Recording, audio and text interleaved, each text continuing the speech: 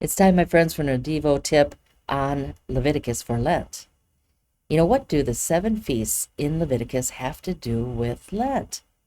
Everything. And that's what makes Lent Lentviticus. The Hebrew word for feast means an appointed time or to keep an appointment.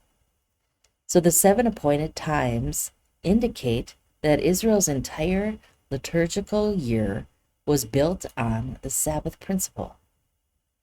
And yet, more importantly, the only one who fully kept all 7 appointments was Jesus Christ. So let's look at the feasts, the appointments. The first one, of course, is the Feast of Passover. It's a 1-day appointment to commemorate Israel's deliverance from slavery. It's interesting, its observance is mentioned 7 times in the Bible. Of course, the initial one, Israel's Last Supper in Egypt. The second one was their Last Supper at Sinai. The third, their Last Supper before crossing the Jordan River. The fourth was once during Hezekiah's reign. The fifth once during Josiah's reign. And the sixth one was once after the exile. But guess what was the 7th and final Passover observance? Was Jesus' Last Supper. In his appointment with death, Jesus, our Passover lamb, overthrows all the enslaving dark forces of the world to liberate his people once and for all. The next feast is called the Feast of Unleavened Bread.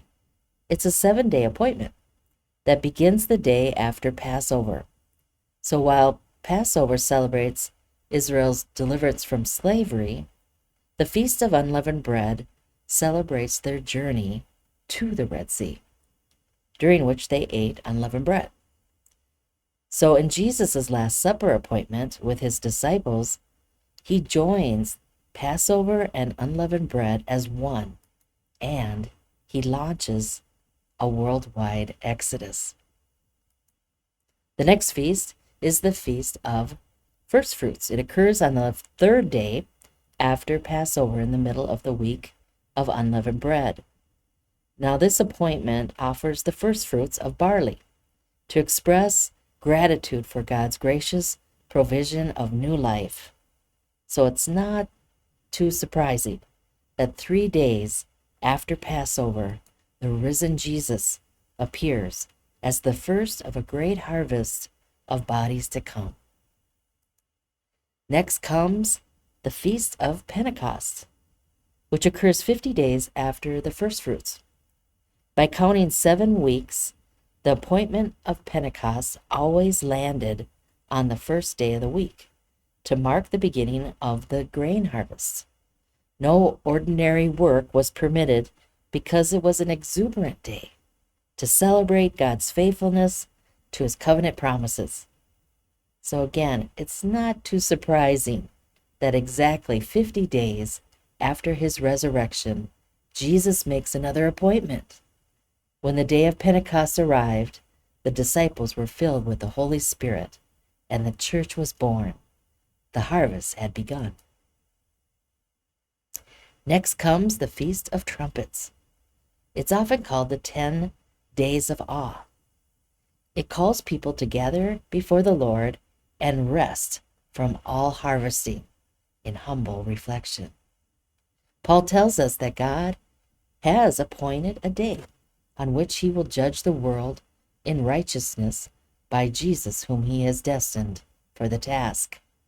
So at the last trumpet, the Lord himself will descend from heaven, and the dead will be raised imperishable, and we shall be changed. What a divine appointment that will be.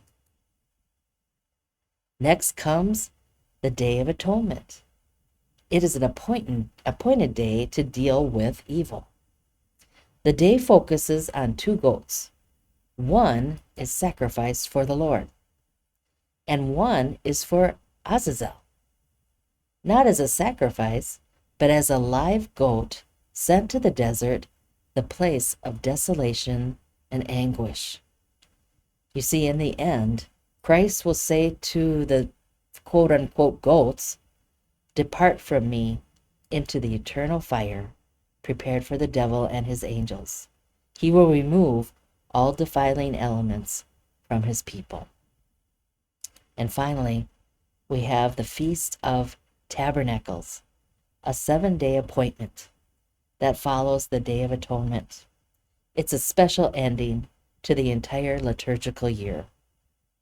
This feast celebrates God's faithful presence, tabernacling, dwelling with his people in good times and bad, during the wilderness of this present age and into the age to come. And one fine day, Jesus will say from his throne, "Behold, the dwelling place of God is with man. He will dwell with them, and he will be his people, and God himself will be with them as their God." So tune in next week for another Devo tip on Lent Leviticus.